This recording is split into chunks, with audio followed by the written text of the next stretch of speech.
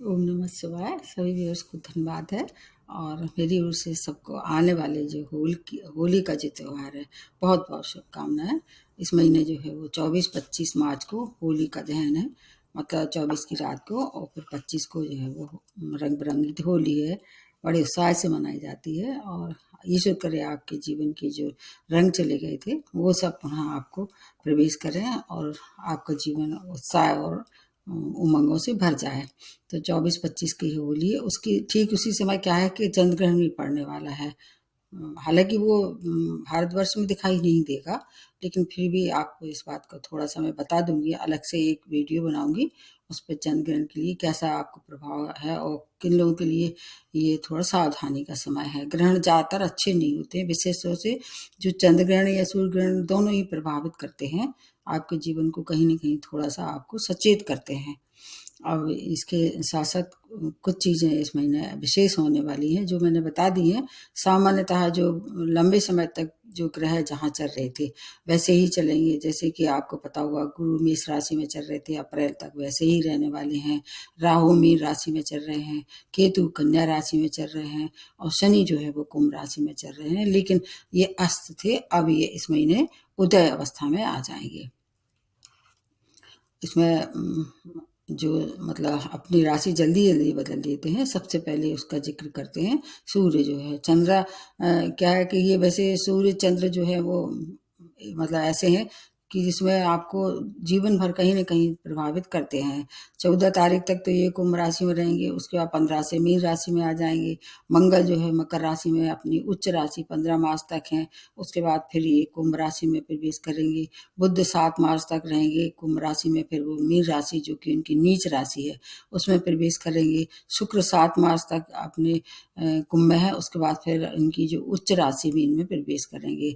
इस तरह से बुध का और शुक्र का दोनों का नीच भंग राजयोग का भी इस दौरान आपको देखने का पड़ेगा कि कैसे आपके अगर महादशा अंतरदशा बुध की चल रही है, शुक्र की चल रही है, तो आपको थोड़ा सा फायदा या नुकसान दोनों ही देखना होगा। नेटल चार्ट में स्थिति क्या है, महादशा अंतरदशा कैसे चल रही है, ये सब मिला के देखना होता है। ये बहुत ज़्यादा कॉमन मतलब एक जर्नल सा होता है, लेकिन चूंकि थोड़ा सा कभी कभी ये ऐसे कुछ ऐसी चीज़ें हैं जो मतलब महत्वपूर्ण हैं, या कुछ ऐसी दुर्घटना है जिनका आगाह अगर कर दिया जाए तो उससे थोड़ा बचाव होगा। होगी तो रहेगी, लेकिन आप उससे थोड़ा सा अलर्ट होने से आपको थोड़ा कम में ही निपट जाएंगे। अगर कोई अच्छी या बुरी बात है, अगर अच्छी बात है तो उसका फायदा होगा। अगर कोई चोट चपेट दुर्घटना जैसी बात है, रोग जैसी, शत्रु जैसी, उसमें आपको थोड़ा सा पहले से सचेत करने से आपको कुछ फायदा हो सकता है। तो अब आ जाते हैं अगली जो राशि बनती है तुला राशि। स्वामी राशि शुक्र है जो 7 मार्च तक कुंभ में, उसके बाद फिर ये मीन राशि में प्रवेश करेंगे। इस दौरान ये पंचम और 6 भाव को प्रभावित करेंगे और राहु के साथ ये इनकी युति बनेगी कुछ समय के लिए। और इसके अतिरिक्त वो सूर्य और बुध का भी कुछ समय के लिए योग बनेगा। मंगल भी जो है वो लगभग 7 तारीख तक रहने वाले हैं।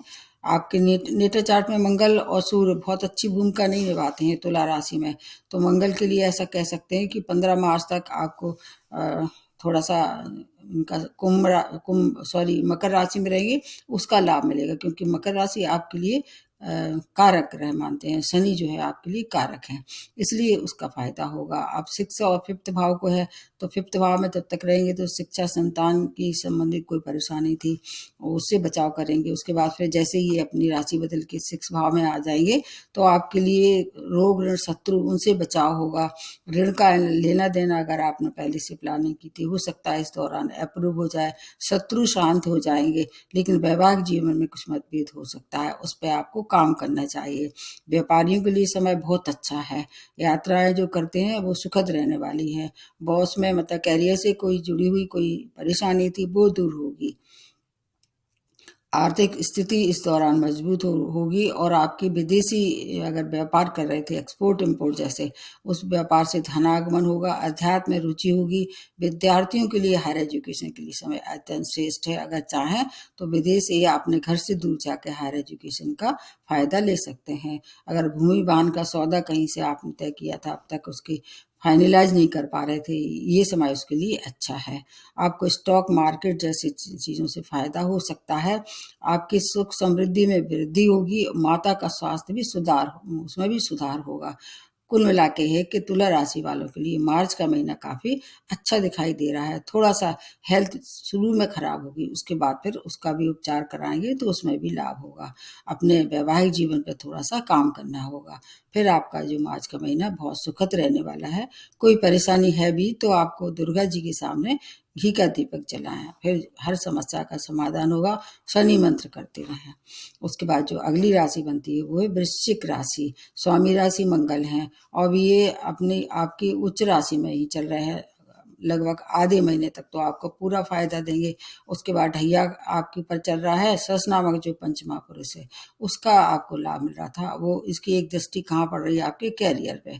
तो कैरियर से जुड़ी हुई कोई भी समस्या है उसका समाधान होगा। फिर जब ये उदय अवस्था में शनि आ जाएंगे तो आपके ऊपर ढैया का जो थोड़ा सा कम था दुष्प्रभाव, उसमें फिर वृद्धि हो जाएगी।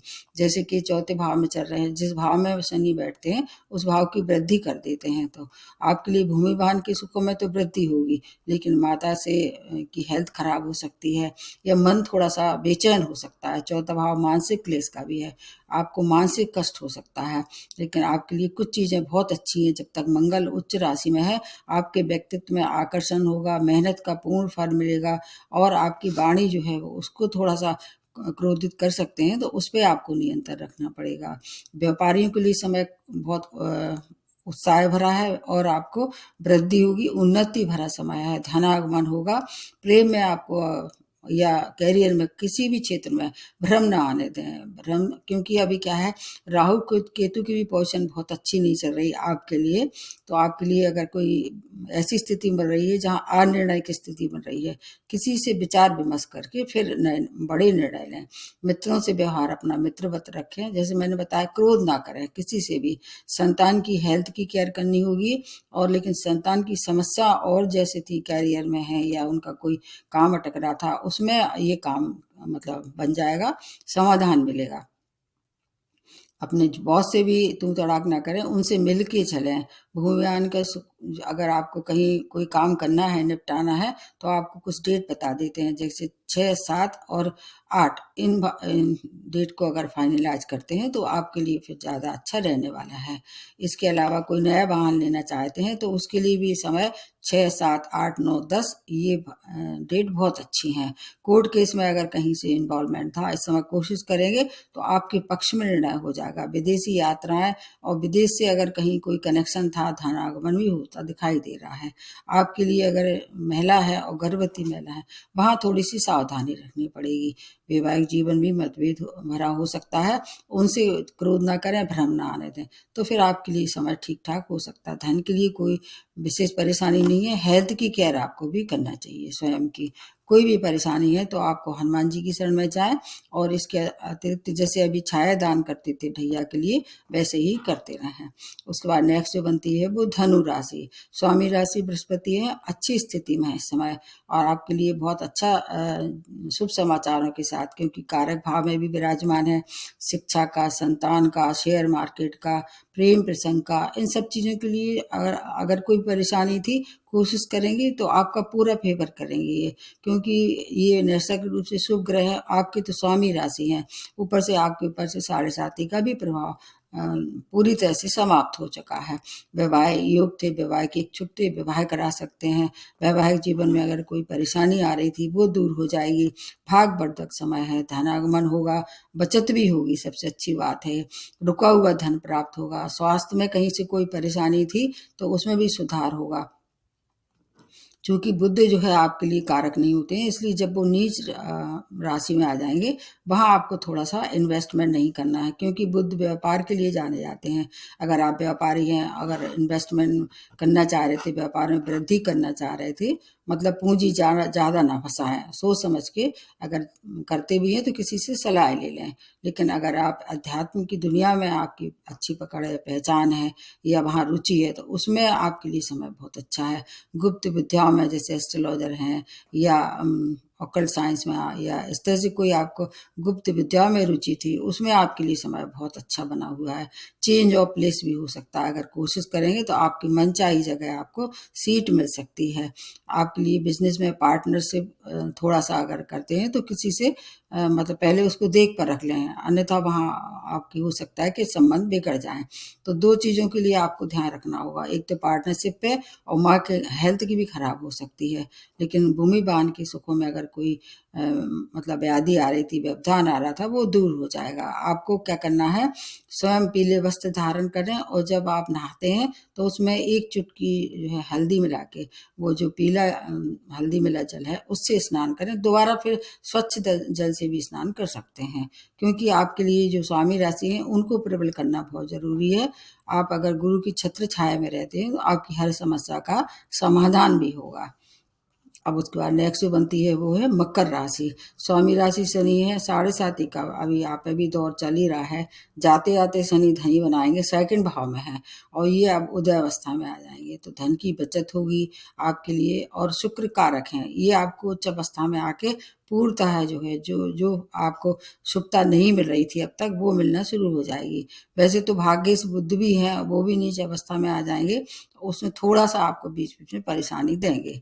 स्थान परिवर्तन होगा, आपकी आयु में कोई खतरा था, दीर्घ आयु को प्राप्त करेंगे। और किसी को पैसा उधार ना दें, ये बात देखी जाएगी कि अगर आपने किसी को पैसा उधार दिया तो वो आपको फिर वापस मिलने में परेशानी हो सकती है। अच्छे कामों पर व्यय होगा, जैसे भूमि बान का सौदा करना चाह रहे थे तो वो इस समय आपके लिए फाइनलाइज कर सकते हैं। माता की हेल्थ में कोई परेशानी थी तो उसमें थोड़ा सा केयर करने की आवश्यकता है। स्वयं की हेल्थ में भी आपको नज़रअंदाज नहीं करना है। 7.5 ढैया वाले निश्चित रूप से थोड़ा सा हेल्थ की तरफ विशेष ध्यान दें। चोट चपेट दुर्घटना में अगर ड्राइविंग करते हैं उसमें भी ध्यान रखें।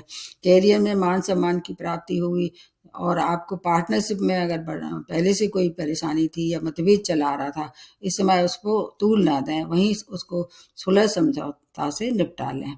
आर्थिक स्थिति मजबूत होगी आपके लिए, बहुत अच्छा समय है। जैसे अगर आप अभिनय के क्षेत्र से जुड़े हुए हैं या ज्वेलरी के व्यापारी हैं और टेक्निकल फील्ड से जुड़े हुए कार्य क्षेत्र में काम करते हैं, उसके लिए समय अत्यंत श्रेष्ठ है। शुक्र का पूरा फायदा आपको मिलेगा 31 मार्च तक।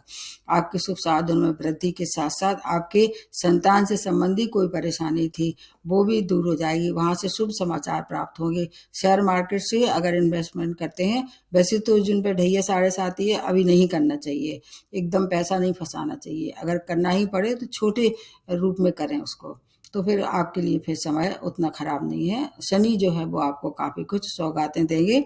शनि मंत्र करते रहें, छाया दान करते रहें, और अगर और ज़्यादा परेशानी है तो फिर गाय को हरा चारा भी खिला सकते हैं। उसके बाद नेक्स्ट जो बनती है वो है कुंभ राशि। स्वामी राशि आपके भी शनि है, आप पे भी ढैया का सेकंड फेज चल रहा है और सस नामक जो पंचमहापुरुष आपके लग्न में ही पड़ रहा है, इसका पूरा फायदा होगा। जब ये उदय अवस्था में आ जाएंगे आपके लिए बहुत अच्छा समय हो जाएगा। वो कैसे, इनकी जो दृष्टियाँ उनसे थोड़ा सा बचाव रखना पड़ेगा। एक जो दृष्टि पड़ेगी उससे आपको थोड़ा मेहनत ज़्यादा करा देंगे। शनि हमेशा क्या है, मेहनत ज़्यादा मांगते हैं, फल थोड़ा सा डिले करके देते हैं, लेकिन चूंकि आपके स्वामी राशि हैं इसलिए ज़्यादा परेशानी नहीं है। और आपके शुक्र जो है कारक ग्रह हैं, 31 मार्च तक वो उच्च अवस्था में रहेंगे, उसका पूरा फायदा होगा। मान प्रतिष्ठा में वृद्धि, अगर आपका केंद्र और मूल त्रिकोण का जो बनता है एक योग, उसका पूरा फायदा होगा। लेकिन बुध और सूर्य का जो एक योग बन रहा है उससे सावधानी रखनी पड़ेगी, और उसके लिए क्या है, आप अपने अपोजिट सेक्स से दूरी बना के रखें, अन्यथा आप एक कोई झूठे आरोप में आपको फंसा के आपकी छवि धूमिल कर सकता है। लेकिन भूमि वाहन के लिए समय बहुत अच्छा है। अपने जीवन साथी से क्लेश ना करें, उनसे मनमुटाव हो सकता है। हो सके अगर इस समय संबंध विच्छेद की आगे कोई आपकी पहले से योजना थी, इस समय ये जो है साकार कर सकते हैं। अगर उनसे दूरी बना के रखेंगे तो और आपके लिए अच्छा रहेगा। स्टूडेंट के समय बहुत अनुकूल है। 7 मार्च तक अगर कोई काम करते हैं तो ज़्यादा अच्छा रहेगा। उसके बाद फिर अगर थोड़ा सा इंतज़ार करें, जब बुद्धि की स्थिति अच्छी हो जाए फिर उस काम को करें। उसके पहले अगर आपने पहले से कोशिश की थी, अच्छे समाचार मिलेंगे। हायर एजुकेशन के लिए भी जा सकते हैं। प्रेम में भी क्रोध ना आने दें। अपने रिश्ते अगर संभालना है तो किसी भी स्थिति में ना भ्रम आने दें, ना क्रोध को, और बिल्कुल जगह ना दें अपने जीवन में। व्यापारियों के लिए समय श्रेष्ठ है। वैवाहिक जीवन में मतभेद जो है उनको आपको तूल नहीं देना है। नए कार्य का प्रारंभ कर सकते हैं। इस दौरान भाग्य का साथ रहेगा और 7 मार्च के बाद कोई नया कार्य ना करें, उसके पहले कर सकते हैं। व्यापारी हैं, एक्सपोर्ट इम्पोर्ट का व्यापार करना चाह रहे थे, इसकी शुरुआत कर सकते हैं, वो भी जब बुध आपके लिए फेवरेबल हैं, उसके बाद ना करें। शनि मंत्र करें, छाया दान करें, आपके लिए भी फिर समय जो भी है थोड़ा बहुत अनुकूल हो जाएगा। ध्यान रखते हैं चोट चपेट दुर्घटना ड्राइविंग में आपको बिल्कुल हिदायत दी जाती है, बिल्कुल ध्यान से ड्राइविंग करें।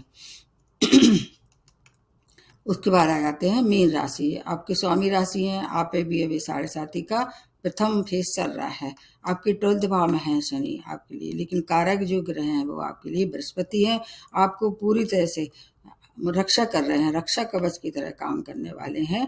और आपके लिए जो और कारक ग्रह हैं जैसे सूर्य है, मंगल है या चंद्रमा, ये आपके कारक ग्रह हैं, आपको तो पूरा लाभ देंगे। लेकिन शनि 12th भाव में है तो व्यय की अधिकता के साथ साथ आपको मानसिक कष्ट दे सकते हैं। एक दृष्टि 6 भाव पे पड़ेगी तो रोग व शत्रुओं से सावधान रहना पड़ेगा। लेकिन विदेशी अगर की योजना थी या विदेश में पहले से ही रहे हैं तो वहाँ रह रहे हैं, सेटलमेंट के लिए समय बहुत अच्छा है। आपकी राशि में ही अभी राहु भी चल रहे हैं, इससे आपको मन में जो बीच बीच में कहीं कहीं भ्रमित करते रहेंगे, इससे आपके रिश्ते खराब हो सकते हैं। क्योंकि एक दृष्टि जो है आपके 7th भाव पे पड़ेगी, उससे थोड़ा सा बचाव करना पड़ेगा। आपके लिए नीच भंग राजयोग का निर्माण हो रहा है, उसमें आपको थोड़ी सी आंखों से संबंधित कोई परेशानी आ सकता है। इस समय क्या है, जीवन में कठिनाइयां आएंगी, लेकिन कठिनाइयां दूर करेंगे। स्वामी राशि जब अच्छी स्थिति में हो जाते हैं तो आपकी फिर ज़्यादा चिंता करने की आवश्यकता नहीं है। कुछ चीज़ों का ध्यान रखना है, जैसे मैंने बताया कि किसी पे भी भ्रम ना आने दें। और इसके अलावा भूमि वाहन के सुखों में वृद्धि के साथ साथ आपके प्रेम प्रसंग में भी अच्छे शुभ समाचार मिल सकते हैं। स्टूडेंट के लिए समय हायर एजुकेशन के लिए अच्छा है। व्यापार में साझेदारी से व्यापार अगर हो सके तो अवॉइड करें। और अगर पहले से ही कोई उनसे मतभेद चल रहा है, चाहे जीवन साथी हो चाहे आपके बिजनेस पार्टनर हैं, उनको तूल ना दें, अन्यथा संबंध खराब हो सकते हैं। कोई भी गैर कानूनी कार्य ना करें और अपने जो शत्रु हैं उनसे सावधान रहें इस समय। अगर ऐसा नहीं करते हैं तो आपके मान सम्मान में वृद्धि होगी। आपको कोई हो सकता है कि किसी झूठे आरोप में फंसा के आपके छवि धूमिल करने की कोशिश करें, हालांकि वो कामयाब नहीं होगा। क्योंकि जब भी बृहस्पति शुभ पोजीशन में आते हैं, उनकी दृष्टियों का जो लाभ होता है उसका बचाव भी आपका होगा। तो ये मैंने अपनी तरफ से कोशिश की। और मीन राशि वालों के लिए तो मैं पहले ही बता रही हूँ कि छाया दान करें, और इसके साथ साथ अपने स्वामी राशि हैं उनको प्रबल करें। जैसे पीली चीज़ें हैं स्वयं उपयोग करें, उनका दान नहीं करना है। जो आपके कारक ग्रह होते हैं या जो स्वामी राशि होते हैं, अगर वो अच्छी अवस्था में होते हैं तो किसी भी राशि वालों को दान नहीं करना चाहिए, अन्यथा आपको जो शुभता मिल रही थी उसमें कमी आ जाएगी।